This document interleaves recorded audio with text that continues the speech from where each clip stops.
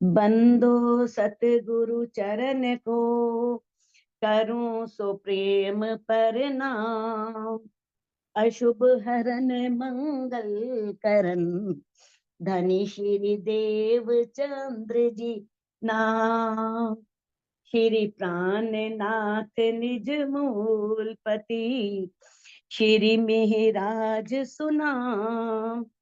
तेज कुंवरी श्यामा युगल को, पल पल करूं प्रणाम। पिया जी को पल पल करूं प्रणाम। प्रणाम प्रणाम।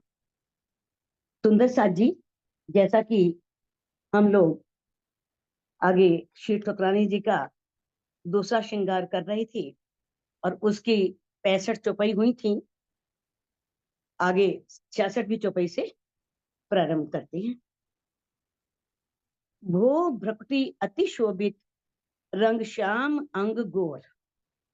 इंद्रावती जी कह रही हैं कि किस तरह से हमारी सुभान श्यामा महारानी के नेत्र कितने सुंदर हैं, किस तरह से उनके नेत्र में एक मादकता है और लालिमा जो प्रेम का सूचक है, कैसे प्रेम से भरे हुए हैं। और उनकी आंखों में कितनी ज्योति है, कितना तेज है, कितना प्रकाश है। किस तरह से श्यामा महारानी के नेत्र कितने आकर्षित करने वाले हैं, अपनी ओर खींचने वाले हैं। और इसमें चौपाई में कह रही हैं, वो भ्रकुटी अति शोभित, जो श्यामा महारानी की भुएं हैं और बीच में भुओं के बीच में भ्रकुटी है। भ्रकुटी जानते हो ना, दोनों भुओं के बीच वाला स्थान। अब भुएं जो हैं वो तो काले रंग की हैं और जो भ्रकुटी है वो गोरे वर्ण की है। बीच में जो दोनों भुओं के बीच का रंग है वो उज्जवल है, सफेद रंग है और भुएं काली हैं। तो ऐसे गोरे रंग पर काले रंग की भुएं जो हैं वो बहुत सुशोभित हो रही हैं, बहुत शोभा दे रही हैं।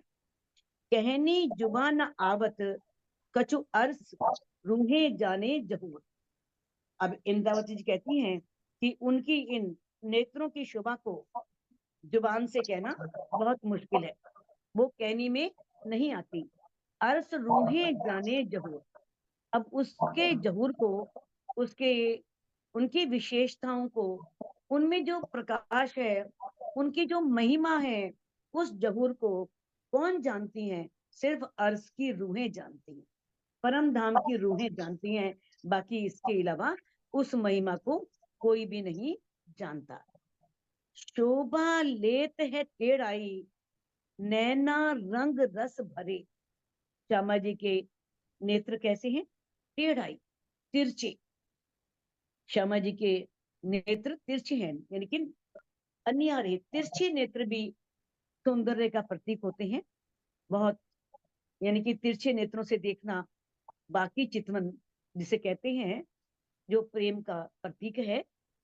तो उनके जो नेत्र हैं रंग रस भरे, वो रंग आनंद से और प्रेम से भरे हुए हैं, उसमें प्रेम और आनंद भरपूर है। श्यामा जी की आंखों में आनंद और प्रेम पूर्ण रूप से भरा हुआ है। ए सोई रूहें जानही, जाकी छाती छेद परे। अब इंद्रावती जी कहती हैं, देखो कहते हैं ना, जिस तन लागे वही जाने। अब ये शोभा का वर्णन हम सुन रहे हैं, लेकिन वास्तव में इस शोभा का अनुभव वही कर सकती हैं जिन्होंने इसका सुख लिया है, इसका आनंद लिया है। तो कहते ए सोई रूहें जाने, ये वही रूहें जानती हैं इस रहस्य को, वही ब्रह्म सृष्टियां जानती हैं। जाकी छाती छेद पड़े, जिसकी छाती में छेद हुआ हो। छेद का मतलब ये प्रेम के बाण चुभे हो, जिसको प्रेम के बाणों ने घायल किया हो, तो वही इस सौंदर्य को जानती हैं। वही इस सौंदर्य को अनुभव कर सकती हैं, बाकी इस सौंदर्य को अनुभव नहीं कर सकते। मीठे नैन रसीले निरखत। अब इंद्रावती जी कहती हैं कि हमारी सुभान जो श्यामा महारानी हैं, उनके नेत्र कैसे हैं? माधुर्यता के सागर हैं, उसमें माधुर्यता भरी हुई है। जब देखती हैं तो माधुर्यता का रस टपकता है। इतनी अच्छी, इतनी सुंदर वो आंखें हैं। और रसीले कहती हैं जो आनंद के रस से परिपूर्ण हो, जिनको देखने से अंदर तक आत्मा तृप्त हो जाए, आनंद ही आनंद भर जाए। ऐसे श्यामा महारानी के नेत्र है जो आनंद से भरे हुए हैं। और कैसे हैं? बहुत माधुर्यता से भरे हुए हैं। माहे शर्म देत दिखाए। अब इन नेत्रों से जब श्यामा महारानी देखती हैं, तब उनकी आंखों में थोड़ी लज्जा दिखाई देती है। तो लज्जा भी एक सौंदर्य का प्रतीक है। अगर मान लो कोई नारी है, उसकी नारी के आंखों में लज्जा है, तो उसे माना जाता है कि ये बहुत सुशील है, संस्कारी है। तो उनके जब वो देखती हैं तो आंखों में प्रेम से भरी हुई, प्रेम से लबालब भरी हुई ऐसी लज्जा दिखाई देती है। प्यार पूरा देखत मेहर भरे सुखदाई। और उनके नेत्रों में प्रेम ही प्रेम दिखाई देता है। वो नेत्र प्रेम से भर, क्योंकि नेत्र जो है वो हृदय का, दिल के प्रतीक होते हैं। आंखें सब बोल देती हैं। आपके अंदर जो भाव हैं वो आंखों से प्रकट हो जाते हैं। अगर आपके अंदर किसी के प्रति नफरत भी है ना, तो आंखों से पता लग जाता है कि ये मुझसे नफरत करता है। अगर मान लो कोई भी भाव है, अगर प्रेम भरा है तो प्रेम भी टपकता है आंखों से। क्रोध है तो क्रोध भी दिखता है कि भाई ये क्रोध से भरी हुई आंखें हैं, इस समय में हमारे ऊपर क्रोध किया जा रहा है। तो कहते हैं ऐसे जो नेत्र हैं वो दिल का प्रतीक होते हैं। और जो श्यामा महारानी है या धामधनी अक्षरातीत हैं, वो तो प्रेम का सागर है। उनके हृदय में लबालब प्रेम भरा हुआ है। तो इस तरह से उनकी आंखों में भी प्रेम ही प्रेम दिखाई देता है। मेहर भरे सुखदाय। ऐसे श्यामा महारानी के नेत्र मेहर से भरे हुए हैं और बहुत सुख देने वाले हैं, बहुत आनंद देने वाले हैं। ऐसे सुखदाई नेत्र हैं जिससे सुख मिलता है और आनंद मिलता है।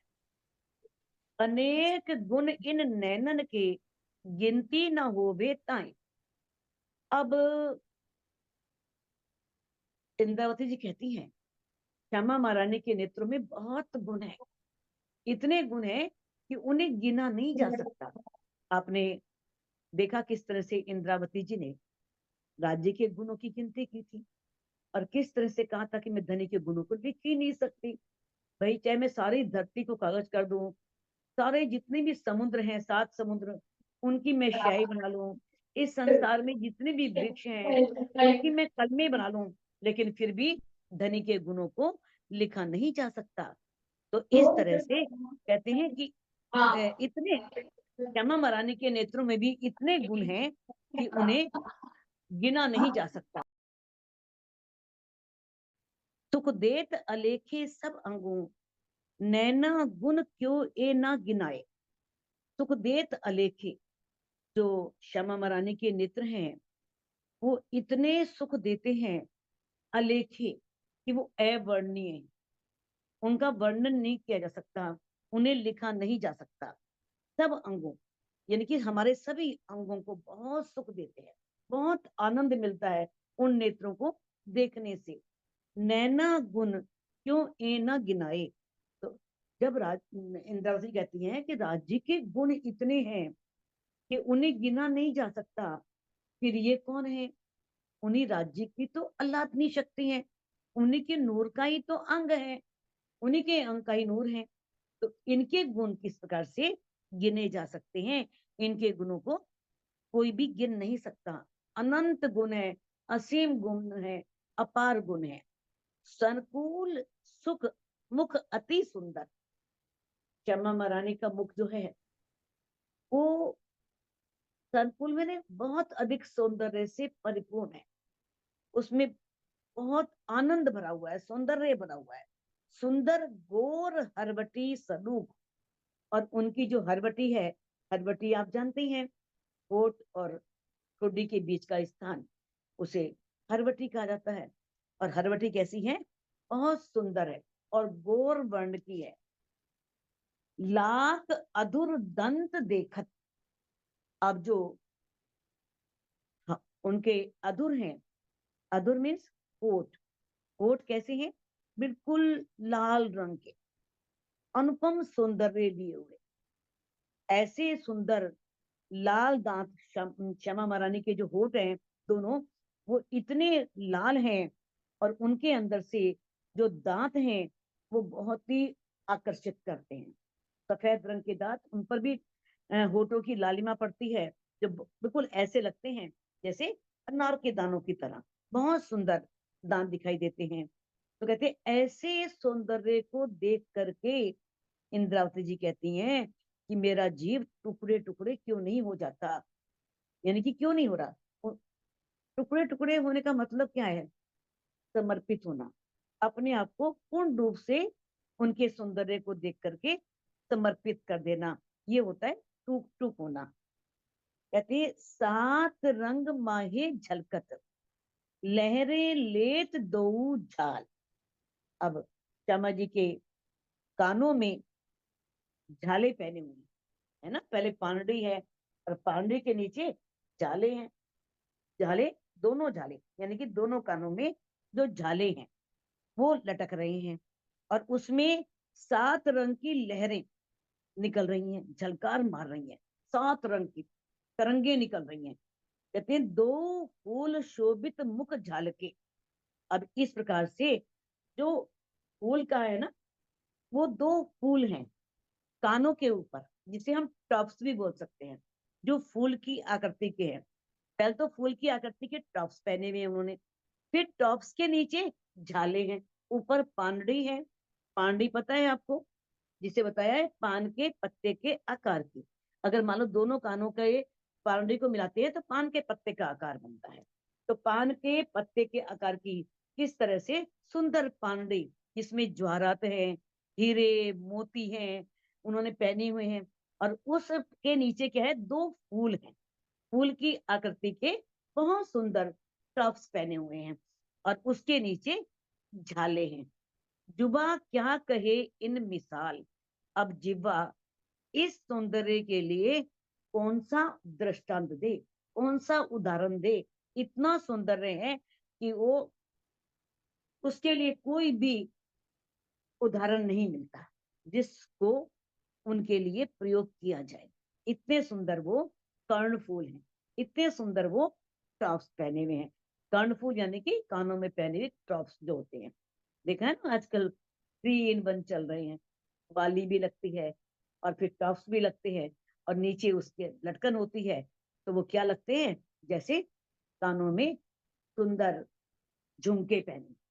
तो इस तरह से बहुत सुंदर उन्होंने कानों में कर्णफूल, पांडवी के नीचे कर्णफूल हैं दोनों, और उसके नीचे झाले हैं। फिरते मोती शोभित, अब झाले जो हैं कानों में, जो झाले हैं नीचे, झाले मीन्स बाली टाइप, तो वो क्या है? उसमें चारों ओर घेर करके, फिरते मैंने चारों ओर घेर करके, माही मैंने उनके बीच में मानिक है, 5 का नग है, कुंदन, हीरा, लहसुनिया, नीलवी। तो ये 5 रंग हो गए। एक तो मोती हो गया, दूसरा मानिक हो गया, तीसरा 5 हो गया, चौथा कुंदन हो गया। कुंदन तो सॉरी सोने में जड़े हुए, कुंदन नहीं लेंगे, कुंदन तो सोने में जड़े भी ये नग है। और हीरा हो गया, फिर लहसुनिया और नीलवी, 8, ये कितने हो गए? 7। तो ये 7 नग हैं जिसमें वो गोलाई में घेर करके आए हैं उसके। सातों अंबर करे रोशन, वो जो सातों नग जड़े हुए हैं ना, उन नगों में इतना नूर है, इतनी रोशनी है कि वो आकाश तक उसका प्रकाश पहुंच रहा है। अंबर करे रोशन, अंबर तक उन्होंने अपनी रोशनी फैलाई हुई है। इतना सुंदर है उनके कानों में पहने हुए झालों का है। उन झालों में किस तरह से 7 रंग के नग लगे हैं, और उनमें से कितना प्रकाश निकल रहा है जो आकाश तक पहुंच रहा है। हेम नग नाम लेत हो, जानो के पहने बनाए।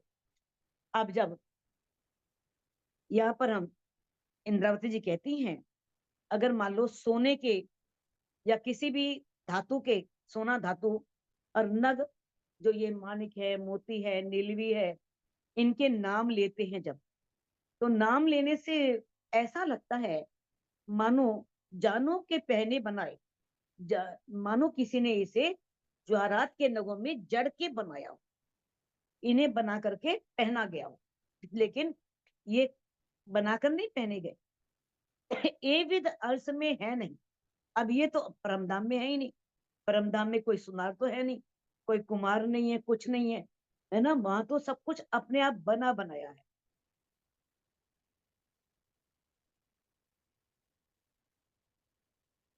वहां जो कुछ भी है ना, वो सारी शोभा पहले से बनी हुई है, ए विद अर्थ में है नहीं।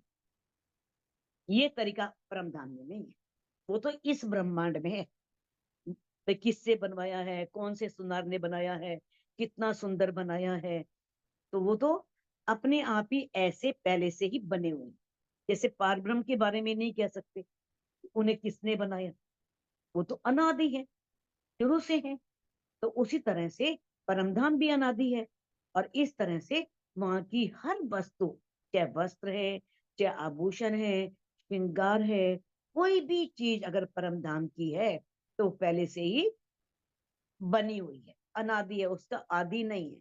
जो आदि होता है उसका अंत होता है, लेकिन अनादि अनंत, उसका अंत भी नहीं है, वो अनादि है। कहते जुबा सके न सिफत पहुंचाए। अब उनकी जो सिफत है ना, उसकी जो महिमा है, उसकी जो शोभा है, वहां तक जुबा नहीं पहुंचती।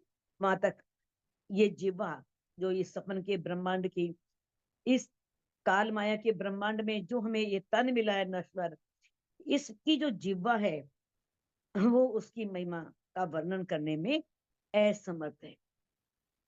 कई रंग करे एक खिन में, नई नई युगत दिखाए। कहते एक खिन में, एक पल में कितने रंग बन जाते हैं। एक रंग नहीं, अनेकों रंग।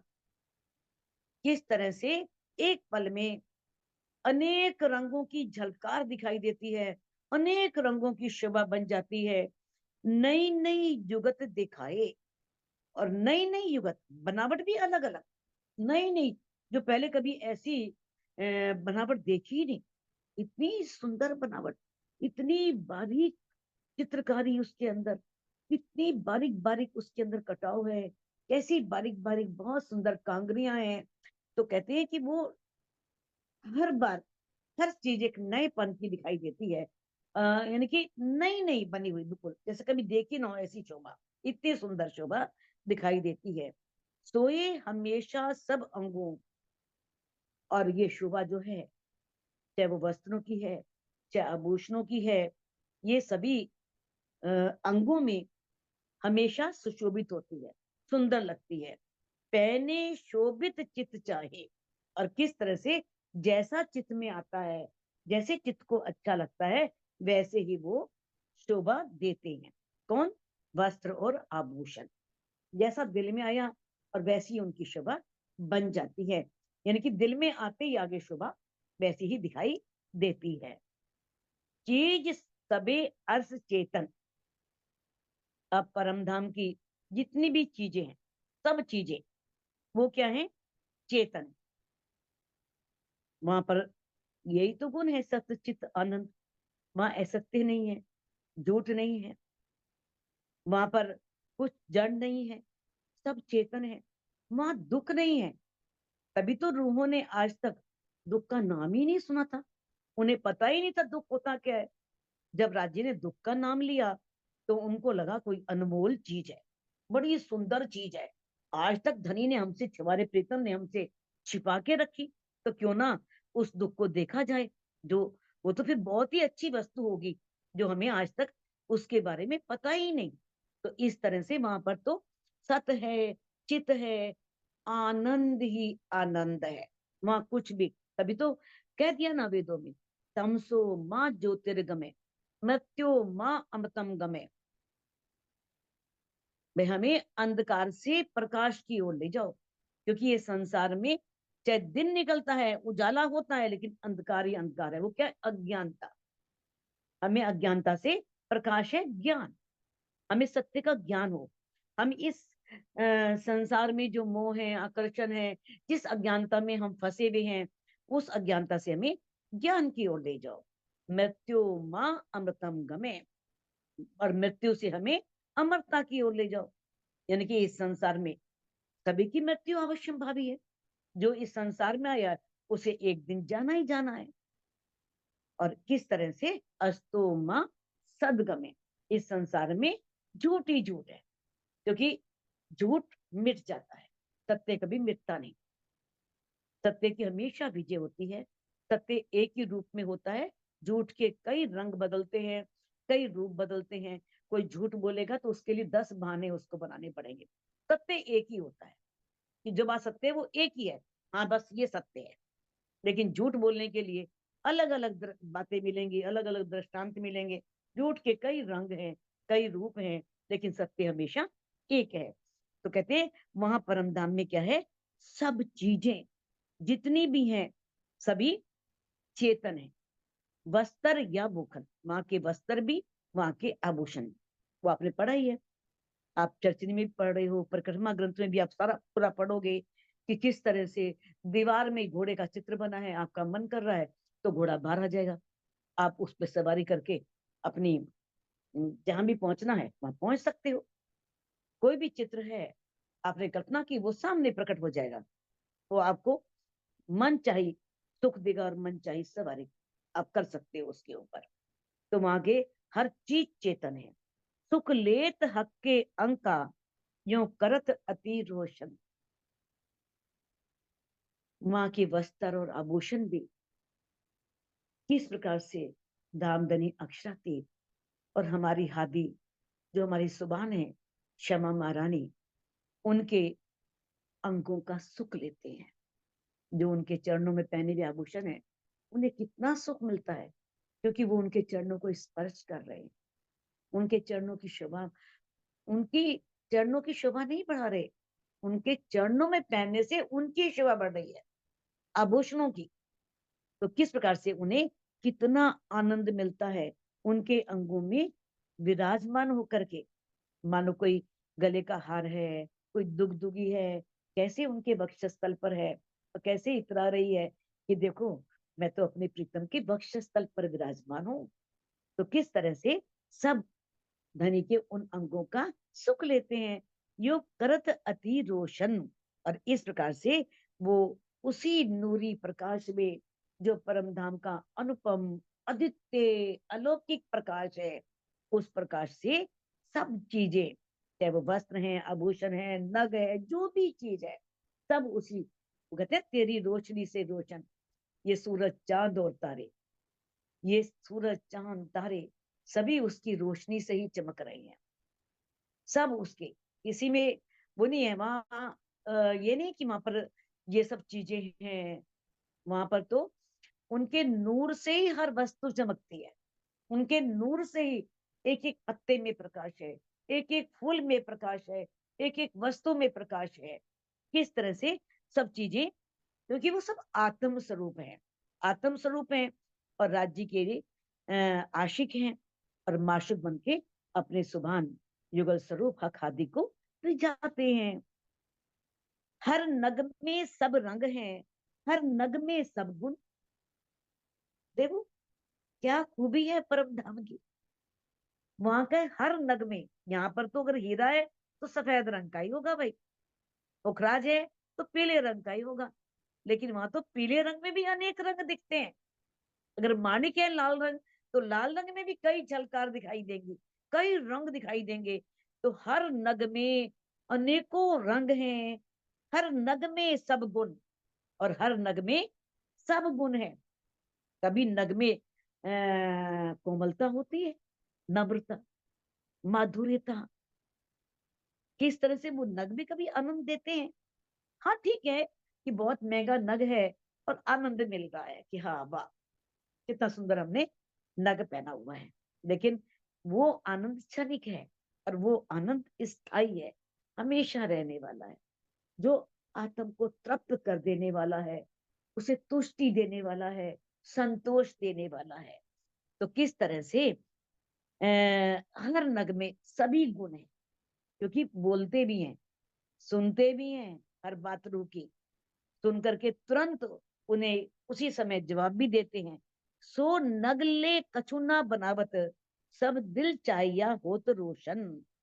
कहते इसलिए किसी भी नग को लेकर के कुछ बनाना नहीं पड़ता। ये नहीं कि हम नग लेकर के कुछ बनाएं, इस नग हमें तो बनाने ही पड़ेंगे, इस ब्रह्मांड में, माया के ब्रह्मांड में अगर हम चाहें तो बनवाने पड़ेंगे या बनाने पड़ेंगे। अगर चाहते हैं, हमारा कोई वस्त्र है, दुपट्टा है, साड़ी है, उसमें नग लगवाने हैं, या तो लगाओ या फिर लगवाओ। अपने आप तो नहीं लग जाएंगे ना। आपके मन में आया साड़ी में सारे नग लग गए, नहीं ना। तो वहां पर लाना नहीं पड़ता, लगवाना नहीं पड़ता, लगाना नहीं पड़ता। वहां पर क्या है, सो नगले कछु न बनावत, कोई नगों से कुछ बनाता नहीं है। सब दिल चाहिया हो तो रोशन, जैसा दिल में चाहते हैं वैसा सामने प्रकट हो जाता है, वैसा सामने जाहिर हो जाता है, वैसा ही सामने बन जाता है। ये खूबी है परम धाम की सभी नगों की, सभी वस्तुओं की। वस्त्र भूखन केते कहूं, हेम रेशम रंग नग।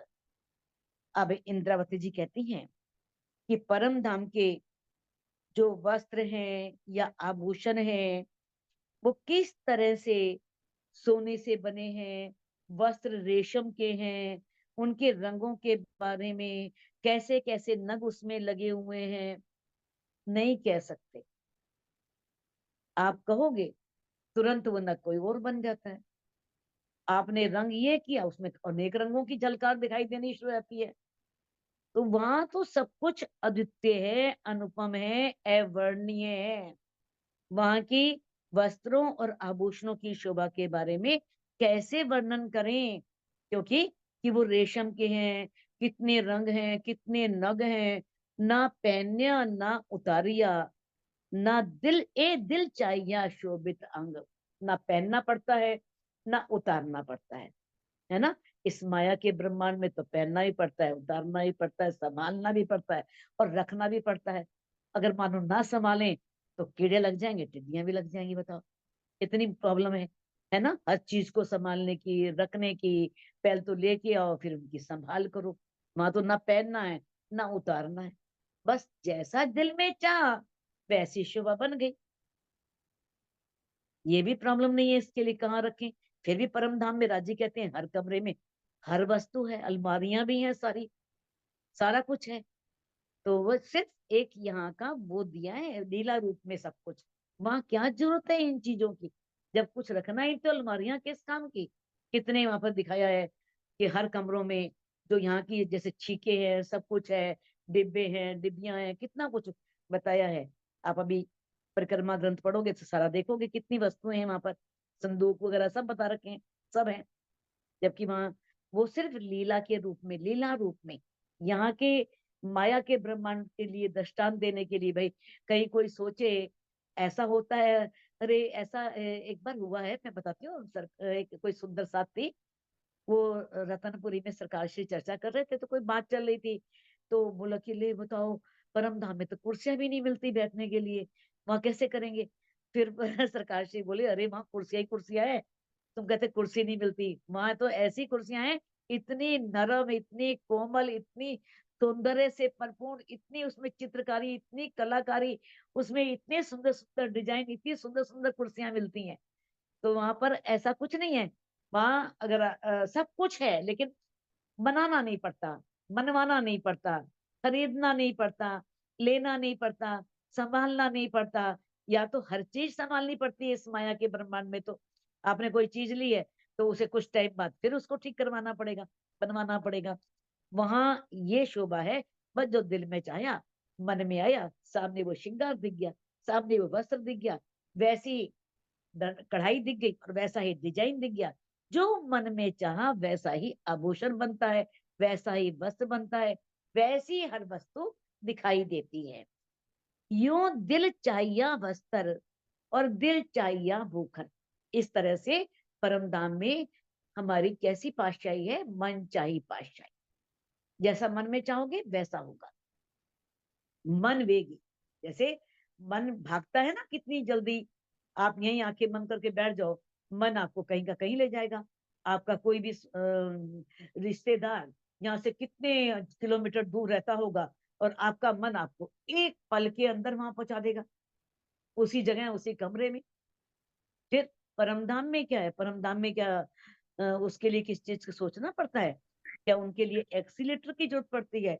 क्या उनके लिए इन चीजों की, सीढ़ियों की? वहां तो जो मन में आया आप जहां मर्जी पहुंच जाओ, 1 सेकंड में पहुंच जाओगे। वहां कुछ सोच करना ही नहीं पड़ेगा, कुछ भी नहीं। वहां तो सब मन चाही पातशाही है। जो मन में आया आपको आगे वैसा ही दिखाई देगा, वैसा ही हो जाएगा। हाँ, लीला रूप में राजी समझाते हैं कि कौन सी जगह, कौन सा रास्ता है, किस तरह से जाना है, कौन कौन से रास्ते हैं, वो सब धनी ने परिक्रमा ग्रंथ में हमें समझाए हैं, बताए हैं। लेकिन वहां पर दिल में चाहने से भी सब हो जाता है। आपने दिल में चाहा कि मुझे पुखराजी पहाड़ में आज बंगलों में जाना है, तो उसी समय आप राजी के साथ अपने आप को बंगले में देख सकते हो खड़े वहीं पर। तो इस तरह से वहां दिल की चाहना के अनुसार ही वस्त्र बनते हैं, दिल की चाहना के अनुसार ही, जैसा हम दिल में चाहते हैं वैसे ही आभूषण बनते हैं। जब जिन अंग दिल जो चाहे, जिस भी अंगना का दिल में जो भी भाव आएगा, जो भी वो चाहेगी, आगू रोशन हुए मायखिन, वो एक पल में सामने प्रकट हो जाएगा। वो सामने उसे दिखाई देगा, एक पल में वो वस्तु उसे अपने आगे, दुनिया का नहीं करता है। अपने आगे दिखाई देगी। दुनिया सुंदर स्वरूप छवि देख के फिर जाऊं बल बल। कोई तो सुंदर ऐसे सा श्यामा महारानी की सुंदर छवि को देख करके, उनके मोबाइल सौंदर्य को देख करके इंद्रावती जी कहती हैं, मैं बार बार उन पर बलिहारी जाती हूँ, बार बार उन पर निछावर होती हूँ। जो रूह होवे अर्श की, याही में जाए रल गल।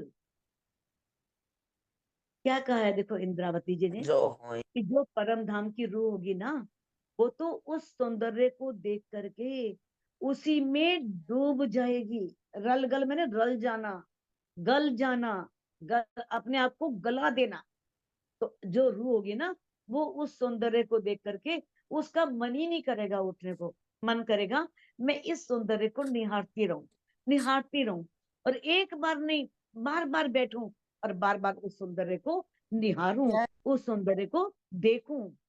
कहते हैं नरम लाख अति बारीक, पेट पांसली अति गोर। देखो, अब इंद्रावती जी कहती हैं कि किस तरह से नरम लाख, अभी आपने 3 लाखों का वर्णन सुना था, कि किस तरह से एक तो हमारे जो होठ हैं और ठोडी है, उसके बीच वाले भाग को भी लाख कहते हैं। और इस तरह से जो हमारे पैर की तली है और एड़ी है, उसके नीचे वाले भाग को, बीच वाले भाग को भी लाख कहते हैं। और इस तरह से हमारे जो पेट, वो कमर है, कमर में जो गहराई है पीठ की, उसे भी लाख कहते हैं। लेकिन यहाँ पर लाख शब्द जो आया है, वो इंद्रावती जी की कमर के लिए आया है। यहाँ पर क्षमा महारानी के लिए इंद्रावती जी कह रही हैं कि क्षमा महारानी की जो लाख है ना, कमर है, वो बहुत ही नरम है, बहुत ही नाजुक है। उनकी कमर जो है बहुत पतली है। पेट पांसली अति गोर, और उनका जो पेट है और जो पसलियां हैं, जानते हो ना, पांसली, पांसली बोलते हैं जो वक्षस्थल की अस्थियां होती हैं, उन्हें पांसली बोलते हैं। तो इस तरह से उनकी पेट, पांसली सभी बहुत सुंदर हैं, गौर वर्ण की हैं। एक छवि रूप रंग तो कहे, जो होवे अल सहोर। अब इस सौंदर्य को एक रूह तभी कह सकती है जब वो सहूर करे। सहूर क्या होता है? जब वो परम धाम के चिंतन में खोई रहे। चिंतन में खोना मतलब चितवनी में बैठना, चितवनी के माध्यम से अपने अंतर्दृष्टि से उस सौंदर्य को देखना। जिसने उस सौंदर्य को अपनी चितवनी में देखा है, वही रूह उस सौंदर्य का अनुभव कर सकती है।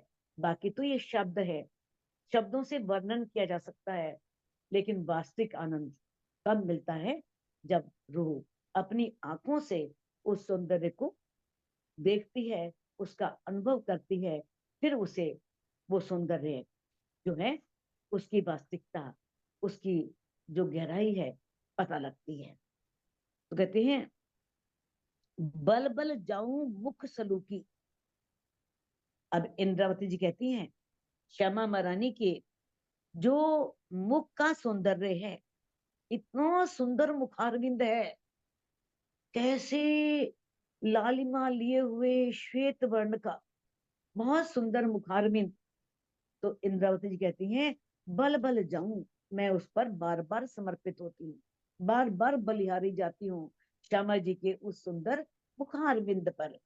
बल बल जाऊं रंग छव, और उनकी जो छवि है, सौंदर्य है, उनका जो रंग है, उस रंग पर भी मैं बार बार बलिहारी जाती हूँ। यानी कि बल बल जाऊं तेज ज्योत की, और उनके अंदर जो ज्योति है, नूर है, जो तेज है। देखो, देखा होगा इस संसार में भी जो परमहंस होते हैं, किस तरह से उनके अंदर से भी एक तेज निकलता है, एक प्रकाश निकलता है। उनके भी चारों ओर एक ओरा दिखता है। ओरा सबको नहीं दिखता, किनको दिखता है? जो देख सकते हैं। यानी हर व्यक्ति उस ओरे का अनुभव कर सकता है? नो, वही कर सकता है जिसके अंदर सामर्थ्य है, जिसके अंदर जो वहां तक पहुंचा है, वो उस ओरे का अनुभव कर सकता है, देख सकता है, उसे वो दिखाई देता है। तो परम धाम में श्यामा महारानी के अंगों में कितना तेज होगा, कितना नूर होगा। तो इंद्रावती जी कहती हैं उनके अंगों में जो नूर है, जो तेज है, बल बल जाऊं अंग सब, मैं उनके सभी अंगों पर बलिहारी जाती हूँ, अपने आप को न्यौछावर करती हूँ, अपने आप को कुर्बान करती हूँ। श्याम चोली अंग गोर पर, उनके गोरे रंग पर काले रंग की चोली, कंचु की चोली पहनी हुई है। शोभा लेत अतंत, जो बहुत शोभा ले रही है, बहुत सुंदर लग रही है। गोर वर्ण पर काले रंग का ब्लाउज बहुत सुंदर लग रहा है। सोहे बेली कटाओ, जुबा कहाँ कहे सिफत, उसके ऊपर जो लताएं बनी हुई हैं, जो उस पर नक्शकारी की है, चित्र बने हैं, वो बहुत शोभा दे रहे हैं। अब इंद्रावती जी कहती हैं मैं उसकी शोभा, उस सौंदर्य की महिमा का कहाँ तक वर्णन करूं, ये जीवा कभी भी उसका वर्णन नहीं कर सकती। वो ऐसा सौंदर्य है, सिर्फ अनुभव किया जा सकता है। जो यहाँ के शब्द हैं, तो यहाँ के शब्दों से मैं बताने का प्रयास तो कर रही हूँ, इंद्रावती जी कहती हैं, पर वास्तव में वो सौंदर्य इस से करोड़ों गुना अधिक है, बहुत अधिक है। मोहरी पेट और खड़पे, चोली नकस कटाओ। अब मोहरी क्या है? जो इंद्रावती जी कह रही हैं कि श्यामा महारानी के जो उन्होंने चोली पहनी हुई है, ब्लाउज पहना हुआ है, जो वो जो ब्लाउज का नीचे वाला भाग जो उनके पेट के ऊपर आया है, और खड़पे, खड़पे बोलते हैं जो स्तनों वाला भाग है, जिस जो श्यामा महारानी की स्तन है, वो वाले भाग पर भी चोली नकस कटाओ, चोली पर भी और उस भाग पर भी बहुत सुंदर बेल बूटों के चित्र बने, बहुत सुंदर उसमें कढ़ाई हुई है, नक्शकारी है, बहुत सुंदर चित्रकारी है। बाजू खब्बे उर ऊपर, बाजू दोनों भुजाएं, और खब्बे कंधे, और उर छाती, और उस छाती के ऊपर क्या है? मानो के फूल जड़ाओ, जवाहरात जो होते हैं ना, उनके नगों से बने हुए फूलों की शोभा आई है। जवाहरात के नगों से बने हुए फूलों की शोभा आई है। इतने सुंदर वो उनके ब्लाउज पर कढ़ाई की हुई है, इतनी सुंदर उस पर चित्रकारी है कि इंद्रावती जी कहती हैं कि उसके सौंदर्य का वर्णन करना बहुत कठिन है, बहुत सुंदर लग रहा है। पांच हार अति सुंदर, हीरे मानिक मोती लसन। अब श्यामा जी के गले में जो 5 हार हैं, इंद्रावती जी कहती है कि बहुत सुंदर लग रहे हैं। कौन से 5 हार? एक हीरे का है, एक मानिक का है, एक मोती, फिर लहसुनिया, फिर नीलवी। ये 5 रंगों के, जिसमें 5 रंगों के नग लगे हुए हैं, ऐसे सुंदर 5 हार। कितना उसमें प्रकाश है, रोशनी है कि आसमान लो, आसमान तक, आकाश तक उसका प्रकाश जा रहा है। इतना सुंदर उनमें नूर है, इतनी रोशनी है उन हारों में। जंग पांचों करे रोशन। किस प्रकार से? पांचों नगों से निकलने वाले रंग आपस में मानो जंग कर रहे हैं। जंग कर रही है मैंने युद्ध कर रहे हैं। इतनी सुंदर उन नगों से निकलने वाली शोभा है। उनसे किरणें जो निकल रही हैं, तरंगे निकल रही हैं, वो ऐसा लगता है आपस में टकरा रही हैं। तो इतनी सुंदर उनके गले में पहने हुए हारों की शोभा है। तो सुंदर साथ जी, इस चौपाई को अनम्यूट करके आप दोहरा सकते हैं। 5 हार अति सुंदर, 5 हार अति सुंदर, सुंदर, हीरे मानिक मोती लसन, हीरे मानिक मोती लसने, नीलवी हार आसमान लो, नील हार आसमान लो, आसमान लो, जंग पांचों करे रोशन, जंग जंग पांचों करे पांचों करे रोशन। रोशन। बोलो श्री श्री प्राणनाथ प्यारे प्राणनाथ की प्यारे जय। की जय।